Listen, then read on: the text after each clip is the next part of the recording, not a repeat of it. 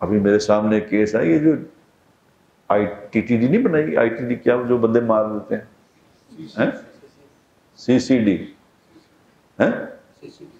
سی C D کا کوئی A S I,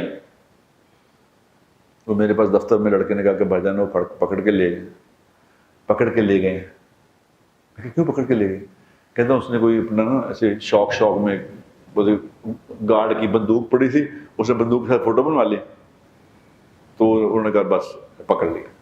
اب پکڑ کے لے گئے، آپ یقین کرو کہ میں نے اس کو انہوں نے کہا بھائی جان اسی قسم دینا سے تیار ہے، بچہ ایسا نہیں ہے، وہ غلطی ہو گئی، چلو کوئی بات۔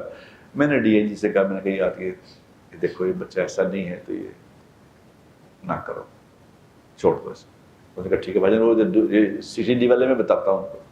اس نے سی سی ڈی والوں کو کہا تو انہوں نے کہا جی نہیں اس کو تو شناخت کر لیا انہوں نے، جس جہاں اس نے ڈکیتی کی ہے انہوں نے شناخت کر لیا۔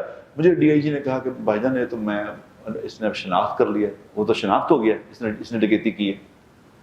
تو میں بھی جو کہ میں نے بھی اگر شناخت کر لیا تو پھر میری کوئی سفارش نہیں، میں تو سفارش بات پہ کی تھی کہ بھی یہ اس نے غلطی نہیں کی تو تم اس کو چھوڑا دو، اگر اسے شناخت ہو گیا تو بالکل اس کے خلاف پوری کارروائی کرو۔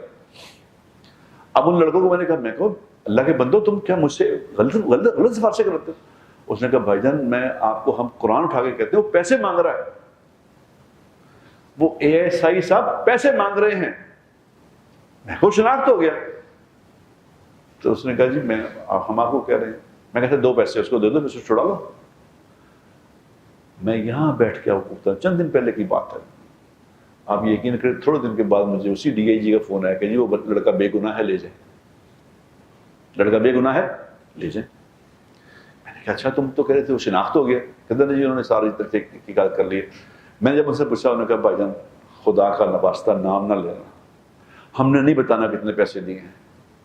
کیوں کہ اس اے ایس آئی جس نے پیسے لیے ہیں اس نے کہا میں اس کو مار ہی دوں گا، یاد رکھنا اگر کسی کو بتایا تم نے کہ یہ پیسے لیے میں نے تو میں اس کو مار دوں گا، کیونکہ ہمارے پاس لائسنس ہے مارنے کا۔